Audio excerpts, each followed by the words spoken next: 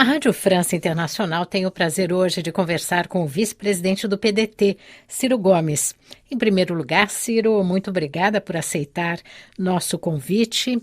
O assunto dessa entrevista é seu livro recém-lançado no Brasil. O título é Projeto Nacional, O Dever da Esperança, publicado pela editora Leia, no qual você propõe um projeto de desenvolvimento para o país, principalmente nesse momento de crise profunda.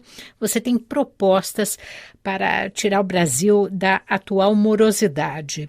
Agora, antes de falar sobre a sua visão de país, eu gostaria que você comentasse como você vê a atual situação do Estado brasileiro quase um ano e meio após a posse do governo de Jair Bolsonaro. O Estado brasileiro está em frangalhos. O Brasil, entre os anos 40 e os anos 80, o Brasil foi o país que mais cresceu no mundo capitalista. Nós crescemos uma média nessas décadas de 6,75% ao ano, chegando a certos anos a ser 15%. Em 80, quando esse modelo colapsa, e eu explico como é que esse colapso aconteceu, se ele for curioso, o Brasil tinha uma indústria que era a soma da indústria chinesa, da indústria do Vietnã, da Malásia e de Singapura, juntos, e ainda sobrava um tanto. O Brasil representava 1% do comércio mundial, com 150 milhões de habitantes, e a China, já com 800 milhões de habitantes em 80, representava os mesmos 1% do comércio mundial. Hoje, o Brasil representa os mesmos 1% do comércio mundial e caindo, e a indústria chinesa é 16 vezes maior do que a indústria brasileira. Antes da pandemia, o Brasil tinha, pela primeira vez na história, 100 milhões de pessoas, a metade da população, empurrados para a informalidade, ganhando por mês, por cabeça, R$413.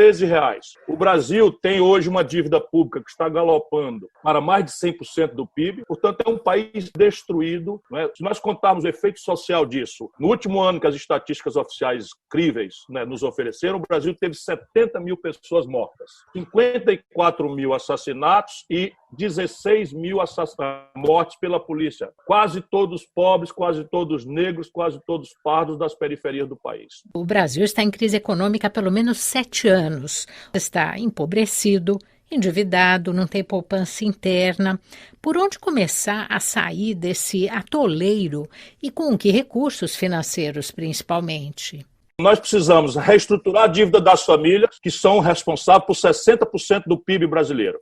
Restaurar a condição de investimento do setor público e reestruturar o passivo estrangulado das empresas privadas através de uma troca de crédito local caro e vencido por crédito externo, garantias e contrapartidas de emprego, a modernização tecnológica e expansão de investimento.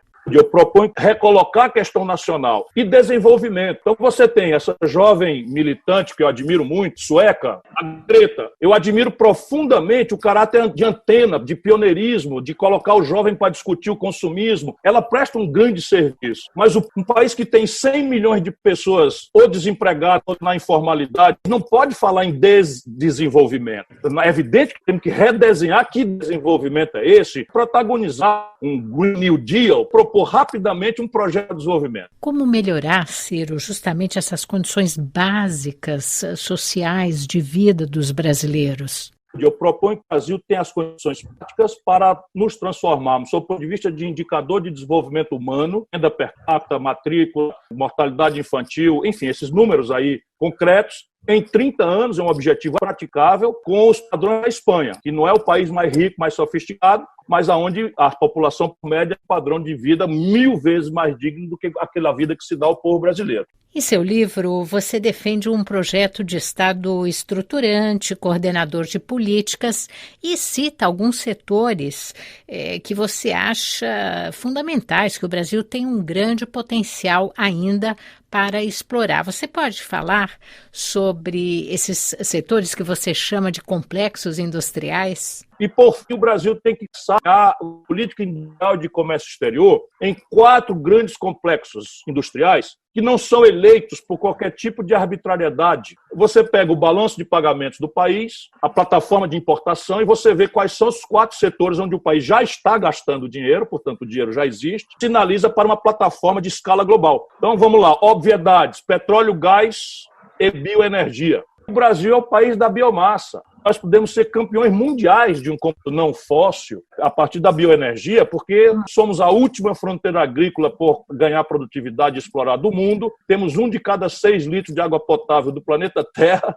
Então não há nenhuma razão para o Brasil ser importador de nada dessas questões aí, a não ser um grande exportador. Segundo, complexo industrial da saúde. O livro é profético, tragicamente, porque o livro mostra que o Brasil entrou na pandemia sem ter capacidade industrial de produzir equipamento de proteção. Nós estamos importando máscara da China. Bata, que é o fundo do poço, terceiro complexo industrial da defesa. O único setor de alta tecnologia onde o Brasil tem superávit é o setor aeroespacial, por causa de uma empresa extraordinária que é a Embraer, que acabou de amadurecer 2 projetos com muito dinheiro público. E na hora de ganhar dinheiro, entregaram para a Boeing a preço de nada. Infelizmente, toda tragédia tem um lado positivo, a Boeing devolveu, mas agora estão já procurando vender para os russos, vender para os chineses, porque há um projeto, né, de destruição do Brasil como competidor potencial aqui no Sul. Quarto, óbvio, complexo industrial agronegócio. A agricultura mais competitiva do planeta Terra importa estrangeiro a metade dos seus custos de produção. Não há uma fábrica nacional, e a questão aqui não é xenofobia,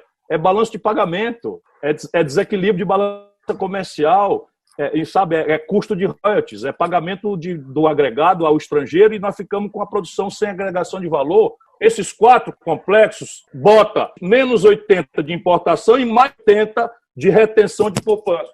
São obviedades que saltam aos olhos. Infelizmente, nosso tempo chegou ao fim. Muito obrigada, Ciro Gomes, por essa entrevista concedida à Rádio França Internacional.